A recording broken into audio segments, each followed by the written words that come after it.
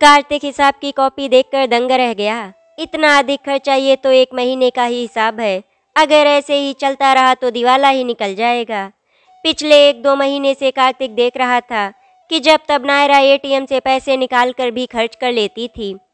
ATM नहीं जा पाती तो कार्तिक से पैसे मांग लेती थी। शुरू में तो कार्तिक यही सोचकर टालता रहा कि नई नई शादी है और नायरा ने पहली बार गृहस्थी संभाली है, शायद इसीलिए खर्चों का हिसाब नहीं बैठा पा रही।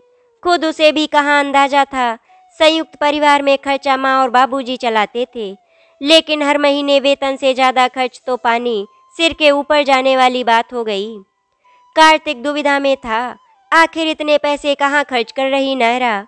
कुछ दिन पहले ही उन दोनों की शादी हुई थी। कानपुर स्थानांतरण के बाद भी शुरू के 1-2 महीने तक तो हिसाब सही चला, पर धीरे धीरे कार्तिक को महसूस होने लगा कि खर्चा कुछ ज़्यादा हो रहा है। उसने नायरा को खर्चों के बारे में सावधान करने के लिए इशारा भी किया, पर नायरा ने इस ओर कोई विशेष ध्यान नहीं दिया। कार्तिक को थोड़ी सी झुंझलाहट हुई। बिजनेसमैन की बेटी है, ज़्यादा कमाई है, शायद उसे अंदाजा ही नहीं होगा कि बंधी बंधाई कमाई से खर्चा कैसे चलाया जाता है। शादी से पहले उसे इसी बात का डर था। कार्तिक के माँ बाप जब नायरा को पहले ही देखाए थे, शहर में नायरा के पिता का नाम था, जितना बड़ा नाम उतनी ही बड़ी कोठी। नायरा सुंदर थी, पढ़ी लिखी थी। उन्हें पहली नज़र में ही नायरा पसंद आ गई थी, लेकिन कार्तिक थोड़ा असमंजस में था। उसने ऐसे कई किस्से सुन रखे थे जहाँ बड़े घर की बेटी बंधी बंधाई आमदनी से गुजारा नहीं कर पाती और खर्चों को लेकर रोज लड़ाई झगड़े होते हैं। कुछ मामलों में तो नौबत तलाक तक पहुंच जाती है। ऐसा नहीं कि कार्तिक बड़े घर का नहीं था, पर उसका मानना था कि बड़ा घर तो उसके पिता का है, वो स्वयं तो वेतनभोगी ही है, जिसे महीने में सिर्फ 1 बार ही बंधी बंधाई तनख्वाह मिलती है और कभी कभार टूर पर जाता है तो टीए भी मिल जाता है। इसके अलावा कोई आमदनी नहीं है। जो भी लड़की उसकी पत्नी बनकर आएगी, उसे पूरा महीना उसी सैलरी से गुजारा करना पड़ेगा। माता पिता ने जब नायरा के लिए कार्तिक पर थोड़ा दबाव डाला, तो वो इस शर्त पर राजी हो गया कि वो पहले लड़की से बात करेगा, फिर निर्णय लेगा। कार्तिक की शर्त मान ली गई। कार्तिक ने 2 टूक बात करना उचित समझा।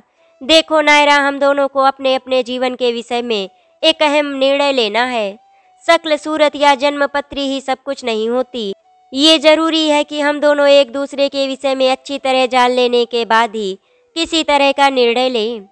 कुछ प्रश्न तुम्हारे दिल में होंगे और कुछ मेरे दिल में हैं। उसके बाद ही हम निर्णय लेंगे कि हम एक दूसरे के साथ रह सकते हैं या नहीं। नायरा को कार्तिक से इतनी खुली बात की आशा नहीं थी। वो समझ भी नहीं पा रही थी कि कार्तिक उससे किस विषय पर बात करेगा, उसकी पढ़ाई के विषय में या उसकी हॉबी के विषय में, या फिर घरेलू कामकाज के विषय में उससे सवाल पूछेगा। कार्तिक ने अपना पक्ष रखा। सबसे पहली बात तो ये है कि हम दोनों के परिवारों का रहन सहन का स्तर सामान्य है। दोनों के घरों में अच्छा खासा पैसा भी है, लेकिन वे दोनों घर हमारे माता पिता के हैं। मैं एक नौकरी पेशा आदमी हूँ, मुझे माह में बंधा हुआ वेतन मिलता है और तुम्हें उसी वेतन में काम चलाना होगा। एक और बात, भविष्य में मैं या तुम कभी अपने माता पिता के आगे हाथ नहीं फैलाएंगे। नायरा ने सहमति में गर्दन हिला दी। चौका बर्तन के अतिरिक्त हम दूसरे किसी काम के लिए नौकर नहीं रखेंगे। घर के सारे काम हम दोनों को मिलजुल कर करने होंगे। नायरा ने इस बार भी हामी भर दी। किसी दूसरे की सुख सुविधाओं को देखकर तुलना नहीं करनी है।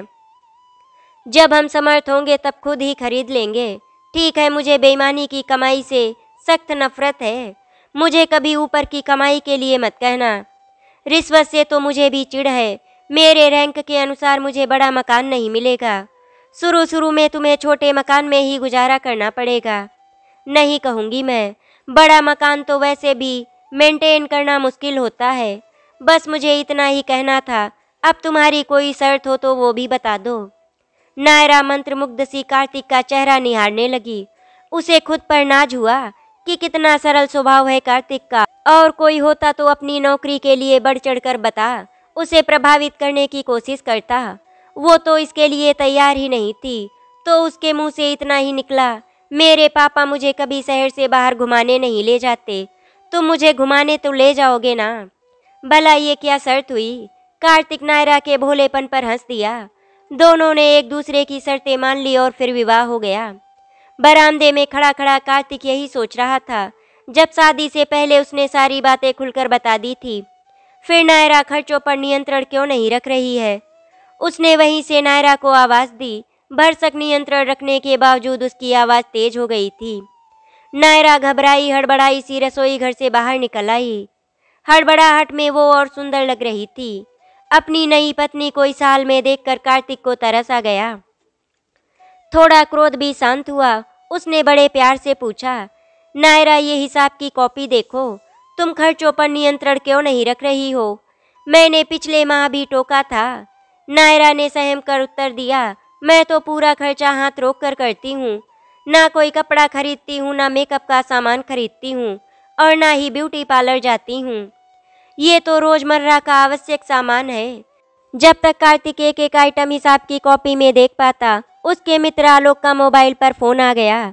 बिल्डिंग के बाहर गेट के पास खड़ा वो कार्तिक की प्रतीक्षा कर रहा था। कार्तिक अपनी कार निकालकर आलोक के साथ ऑफिस निकल गया। कार्तिक के स्थानांतरण के साथ ही उसके बैचमेट आलोक का भी स्थानांतरण कानपुर हो गया था। दोनों ने साथ ही साथ मकान ढूंढा। एक ही बैच के होने के कारण दोनों यही चाहते थे कि एक ही सोसाइटी में दोनों को मकान मिल जाए। आलोक का परिवार थोड़ा बड़ा था, पति पत्नी सास ससुर और 2 बच्चे। उसने 3 BHK का फ्लैट लिया। कार्तिक का परिवार छोटा था, वो और नायरा, इसीलिए उसने 1 BHK का फ्लैट लिया। दोनों को एक ही बिल्डिंग में आमने सामने फ्लैट मिल गए।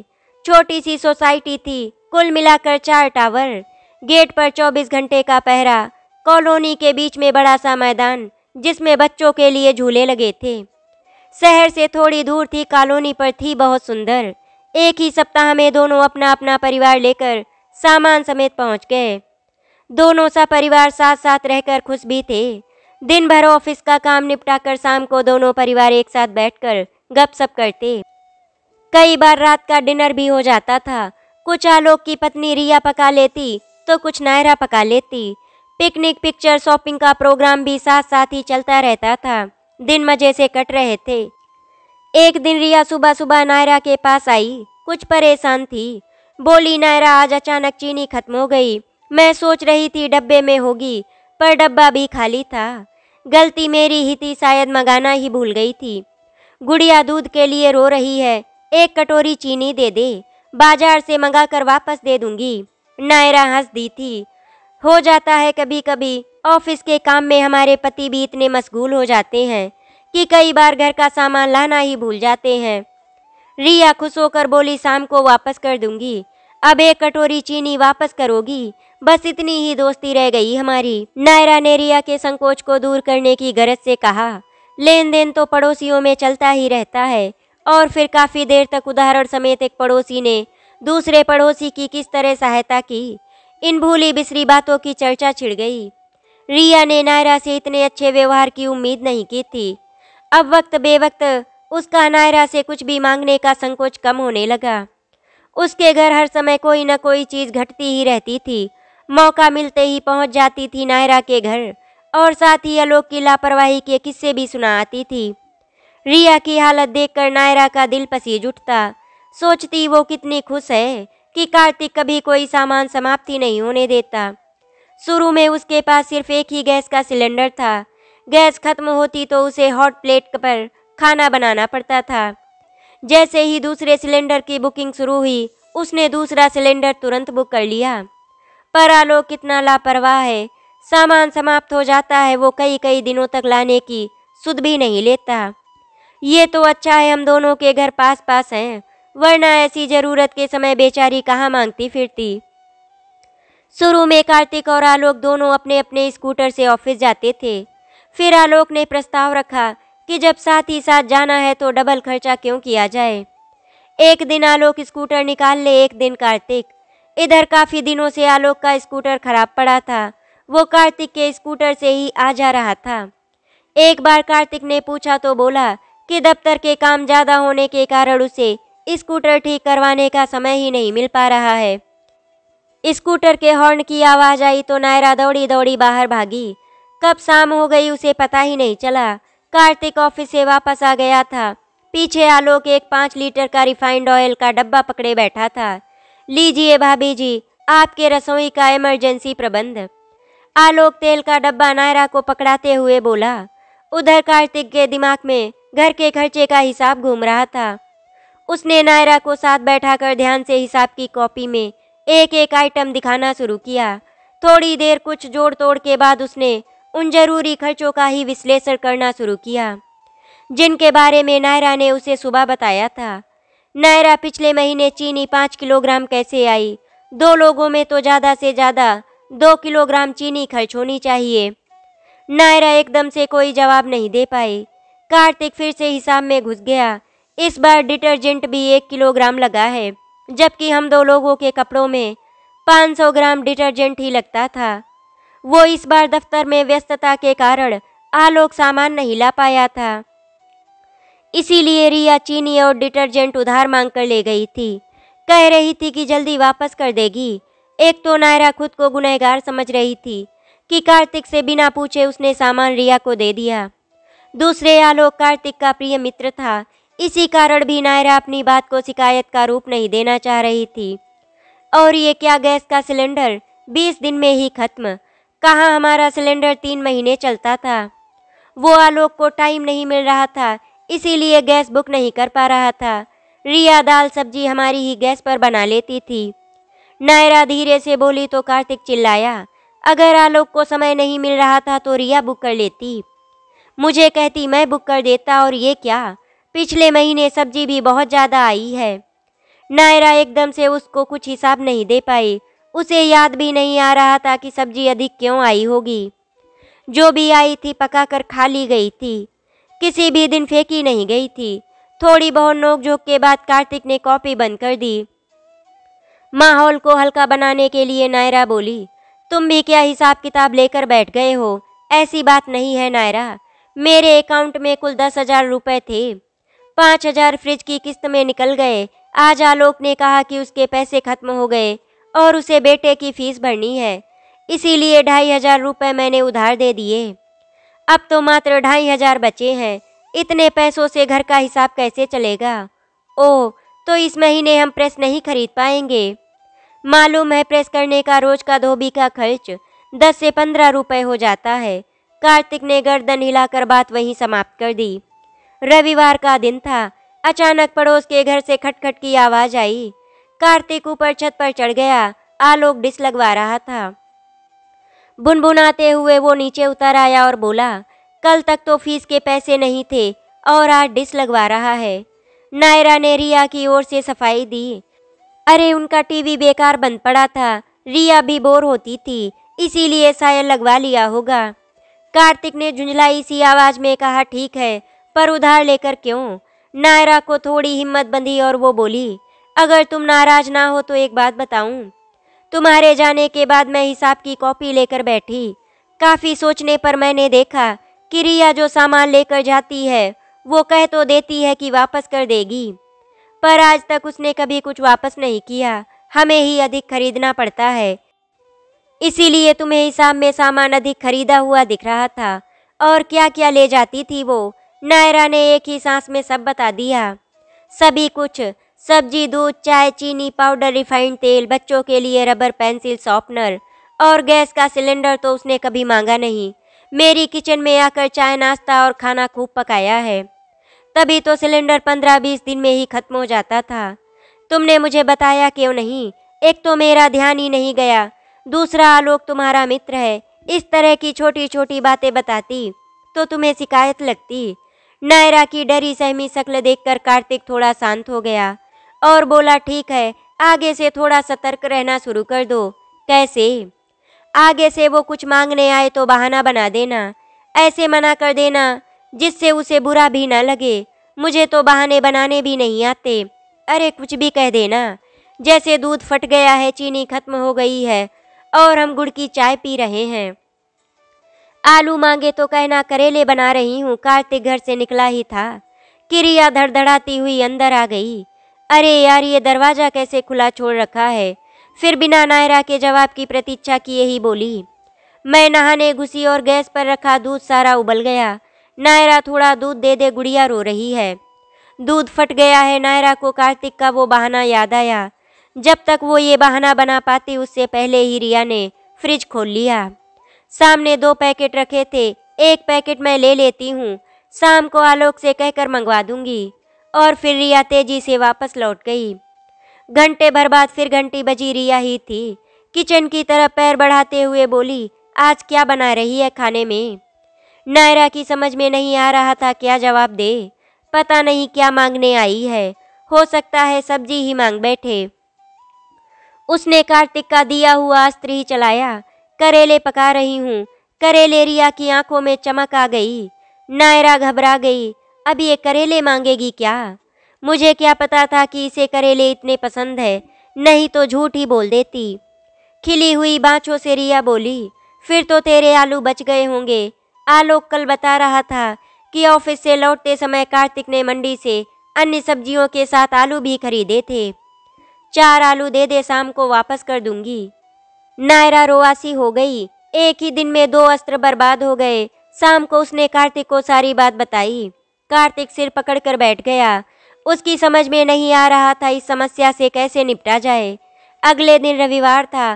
कार्तिक और आलोक का एक अन्य बैचमेट राघव अपनी बीवी नैना और बच्ची समेत सामने वाले ब्लॉक में ट्रक से सामान उतरवा रहा था। उन दोनों के कहने पर उसने भी उसी कॉलोनी में 2 बेडरूम का फ्लैट खरीद लिया था। ट्रक से सामान उतरवा कर आलोक तो वापस आ गया। कार्तिक वहीं रुका रहा। अगले दिन नायरा और कार्तिक डिनर लेकर राघव और नैना से मिलने पुनः उनके घर गए। बातों ही बातों में राघव ने कहा, यार ये आलोक तो बड़ा अजीब आदमी है। दोपहर में आया और बोला, घर में सिलेंडर खत्म हो गया है, बच्चे भूख से बिलबिला रहे हैं, अपना सिलेंडर मुझे दे दो, शाम को दुकान खुलते ही वापस कर दूंगा। तूने बताया ही क्यों कि तेरे पास 2 सिलेंडर हैं? बताने की क्या ज़रूरत है? वो तो सामान उतरवा रहा था, इसीलिए उसकी नज़र पड़ गई। सिलेंडर वापस मिला कि नहीं? अरे सिलेंडर तो नहीं मिला। मज़ेदार बात तो ये है कि थोड़ी देर पहले नैना रिया से बात कर रही थी तो उसके मुंह से निकल गया कि कानपुर में सिलेंडर की बहुत मारामारी है। तो जानते हो रिया क्या बोली? पता नहीं तुम्हारे हस्बैंड कहाँ गए थे सिलेंडर लेने। मेरे हस्बैंड तो दोपहर में निकले और 10 मिनट में ही सिलेंडर लेकर आ गए। अब बताओ भला, हमारे यहाँ से सिलेंडर ले गए और हमारे ऊपर ही रौब झाड़ रहे थे। कार्तिक और नायरा दोनों के मुंह खुले के खुले रह गए। मियाँ बीवी दोनों ही उस्ताद हैं। दोनों को मांगने की तो बुरी आदत है ही, मांग कर भूलने का नाटक करना भी इनकी आदत के शुमार है।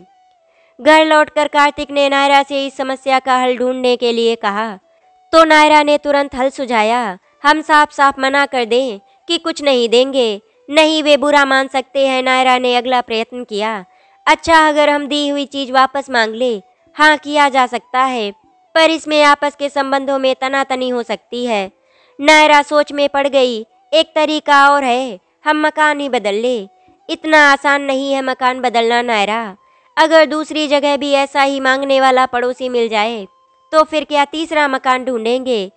एक तरीका है, अगली सुबह ऑफिस जाते समय कार्तिक ने नायरा से कहा, कोई भी सामान रिया या आलोक को दो तो मुझे ज़रूर बता देना। ऑफिस पहुंचने के बाद नायरा के 3 फ़ोन आए और उसने जो जो सामान रिया को दिया सब बता दिया। ऑफिस में लंच सब लोग साथ किया करते थे, मिल बांट कर खाते थे। जब सब लोग इकट्ठा हो गए तो कार्तिक ने आलोक से कहा, आलोक आज तेरे घर पर प्याज, चीनी और डिटर्जेंट खत्म हो गया है, लौटते समय लेकर जाना। तुझे कैसे मालूम? आलोक का कौर मुंह तक आते आते रुक गया। अरे यार, तुझसे लापरवाह कोई नहीं हो सकता। तू तो घर का सामान लाना भूल जाता है। उधर भाभी जी घर का सामान मांग मांग कर तेरी गृहस्थी चलाती रहती हैं।